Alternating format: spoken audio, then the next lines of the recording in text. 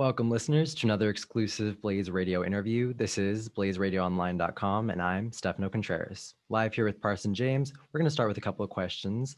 So, Parson, from where do I have the pleasure of speaking to you today? I am in Los Angeles. Los Angeles. Yeah, LA is a cool place. It's been kind of crazy lately, given like the fires and all that sort of stuff. So it's been a bit more smoggy than usual, and my allergies are a nightmare. So I'm trying to just Yeah, get through it. yeah, I can imagine. Yeah. And so, how has re-engaging in the full creative process, going to LA, going back into the studio, starting new projects, etc., been for you after all this time in quarantine?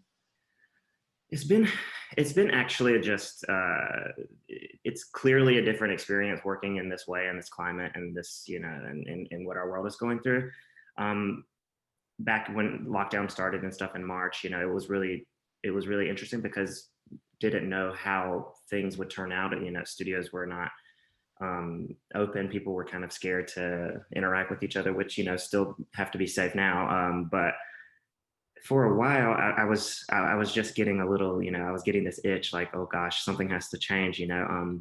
But it was also challenging to me because it forced me to sit with myself a bit, and for a while I not lost, but like I had forgotten the ability to like just sit and write songs alone without having to go to the studio or be with producers or musicians or whatever. So that was a good thing for me actually. And so taking that and going now being able to get back in and actually have full access in the range, it's only amplified the experience. Yeah, absolutely. And you talk about that time sitting with yourself, returning to your artistry. So, to what extent do you feel quarantine has affected the degree of introspection that is exemplified through your new material? So I've had a problem for a long time with being alone because my mind is always racing, and I can never shut off, and I'm in my own way a lot of the time. I'm a perfectionist, and I am sometimes I am a bit too hard on myself, and sometimes I'll block ideas before they can even come, and it's like that won't work or whatever. But I learned a lot about myself throughout this quarantine process. I learned how to be alone. I was forced to be alone, and I learned how to, be comfortable with myself and listen to my thoughts and understand why I think certain ways and why maybe I've been conditioned to believe certain things. And I really did a lot of self work this whole quarantine experience. I have a therapist, but I felt like I was my own therapist this whole time, and so I've had to dig deep. I had no choice. I had to like really pull out exactly how I was feeling. Not like I'd never done that before, but in this way, it was much different because I didn't have any distractions, and it made for some of my most honest writing, and it's been therapeutic to really not be afraid to deep dive and to utilize these feelings and things and turn them into songs, which I'm really excited about. Yeah, absolutely. And I think it's a very layered experience too, these past few months, especially from the perspective of an artist. Nina Simone, she declared that it was the artist's almost duty to reflect the times in which they live. And that coupled with, not only the current health situation, but also the socio-political turmoil of these past couple months. So how has the recent socio-political and socio-cultural context of the past few months influenced your recent projects? I mean, that quote is just so brilliant and true. It is, I think, it is an artist's duty to, when creating and something so much bigger than us, we have the voices or the creative outlets to, deliver things that will lift people up or will, provide them a sense of solace or hope, or um, talk about how angry we are too, or, just to feel empowered or motivated, or and I think right now more than ever, I've been political in the past, but there's obviously never ever like I have this year, and with what's going on right now. So I feel I feel so motivated and like inspired by just seeing how many people are actively engaged right now, and it makes me want to step up and use what I have is my music and my art and my vision and my voice, whatever platform, however big or small that is, um, to kind of say how I feel and say how we all feel. And it's just been more than anything, this whole experience has been very motivating and very much like I feel inclined to be pushed to be better, to like say more and do more. So I think that Right. that's a big thing, and it reflects in the music. And I think that I'm an empathetic person, and for what's going on in the world, it's just so vast. Being when you're an empathetic person, you want to help everyone, and this feels so like out of control. Like so, the best thing that I can do is offer what I can, and that's just like art. Right. Yeah. And you speak of this progression. So is this new single High Tide, Low Tide indicative then of a sonic shift in your discography?